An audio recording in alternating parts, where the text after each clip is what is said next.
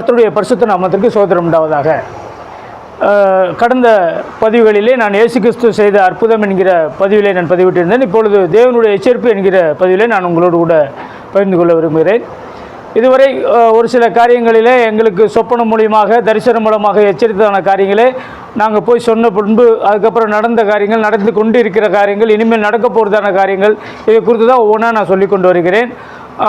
பூமியானது தன் தண்டை விட்டு 3 முறை அகண்டு திரும்ப வரும் என்று கூட கடந்த பதிவுகளிலே நான் வெளியிட்டிருந்தேன். இந்த நாளிலும் கூட ஒரு சொப்பனம் எப்படி என்றால், வானத்தில் ஒரு யுத்த அடையாளம். அதாவது நான் நல்லா ஜெபம் பண்ணிவிட்டு ஒரு நாள் நல்லா தூங்கிக்கிட்டு இருந்தபோது, தூங்கி கொண்டிருந்த இடத்துல ஒரு சொப்பனம் காட்டப்பட்டது.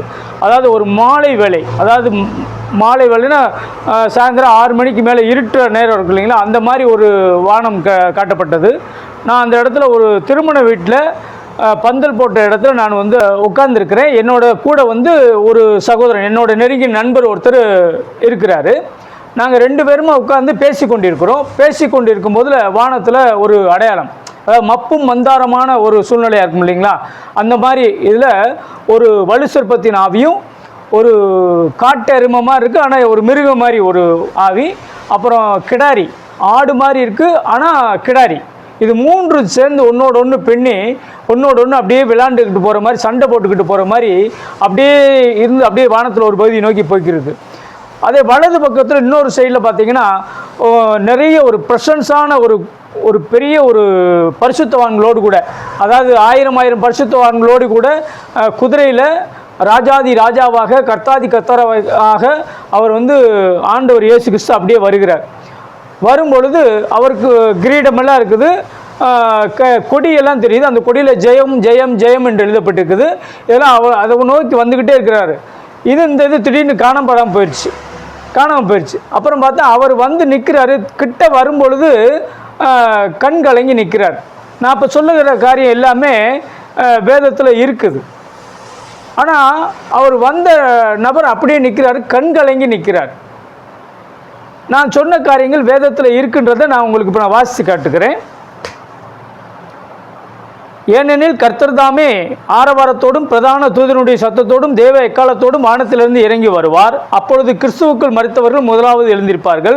பின்பு உயிரோடு இருக்கும் நாமும் கர்த்தருக்கு எதிர்கொண்டு போக மேகங்கள் மேல் அவர்களோடு கூட ஆகாயத்தில் எடுத்துக்கொள்ளப்பட்டு இவ்விதமாய் எப்பொழுதும் கர்த்தருடனே கூட இருப்போம். இது 1 தெசலோனிக்கேயர் 4வது அதிகாரம் 16 முதல் 17 வரை உள்ள வசனங்கள். இதுதான் 1 கொரிந்தியர் 15வது அதிகாரம் 51 முதல் 52 வரைக்கும் இந்த வசனம் தான் இருக்குது. இதில் அதே வசனம் தான் அப்படி போட்டிருக்குது. அதே போல் இன்னொரு வசனம் வெளிப்படுத்தின விசேஷம் 17வது அதிகாரத்திலே 14வது வசனத்தில் போடப்பட்டிருக்கிறது.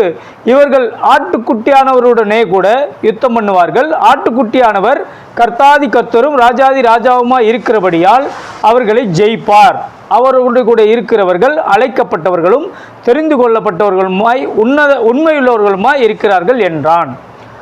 அப்போது வெளிப்படுத்தின விசேஷத்துலேயும் ஆண்டோடைய வருகை அந்த மாதிரி வருவார் என்று சொல்லி வேதத்தில் போட்டிருக்குது. அப்போ கண்ட சொப்பனத்தில் இதெல்லாம் இருக்குது, ரைட்டு. அந்த 3 மிருக ஆவி, இந்த வலுசற்பத்தின் ஆவி, அது எப்படி போட்டிருக்கு அப்படின்னா, அப்பொழுது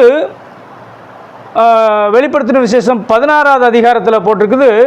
அப்பொழுது வலுசற்பத்தின் வாயிலும் மிருகத்தின் வாயிலும் கள்ளத்தீர்க்கதரிசியின் வாயிலும் இருந்து தவளைக்கு ஒப்பான 3 அசுத்த ஆவிகள் புறப்பட்டு வர கண்டேன். அப்போது வலுசற்பத்தின் ஆவி இருக்குது, கள்ளத்தீர்க்கதரிசியின் ஆவி இருக்குது, மிருகத்தின் ஆவி இருக்குது. இந்த 3 ஆவியும் தான் அன்னைக்கு எனக்கு காட்டினார். இது வேதத்தில் இருக்கிறதா. ஏற்கனவே யோவானுக்கு காட்டிட்டார்ல, பின்னத்துக்கு உங்களுக்கு காட்டணும்னு நீங்கள் என்ன செய்யலாம், கேட்கலாம். இதில் தப்பு கிடையாது. ஆனால் இது சில இது காட்டினது ஏன் வரலன்றதை கண்ணீரோடு நிற்கிறார். அவர் கீழே வரமாட்டார். நான் முழங்கால் போட்டு ஆண்டவருடைய வரிகளை போகணுமான்னு சொல்லி நானும் அந்த பக்கத்தில் இருந்த நண்பரும் ஆண்டவரே வாரும் வாரும் வாரும் வாரும் ஆண்டவரே வாரும் வாரும் சொல்லி தேவனை நோக்கி அப்படியே விண்ணப்பம் பண்ணிக்கிட்டே இருக்கிறோம். ஆனால் அவர் கலங்கி நின்றுக்கிட்டு அப்படியே யோசனை பண்ணிவிட்டு அப்படியே நின்றுட்டு கீழே பார் அப்படின்னாரு. எனக்கு பக்கத்தில் அங்கே பார் அப்படின்னாரு. எனக்கு அங்கே பாருங்கும் போது நாங்கள் 2 பேரும் அப்படி திரும்பி பார்க்குறோம். அங்கே என்ன நடக்குதுன்றதை நான் அடுத்த பதிவில் நான் உங்களுக்கு சொல்லுகிறேன். கர்த்தர் தாமே உங்களை ஆசீர்வதிப்பாராக, பாதுகாப்பாராக. ஆமென்.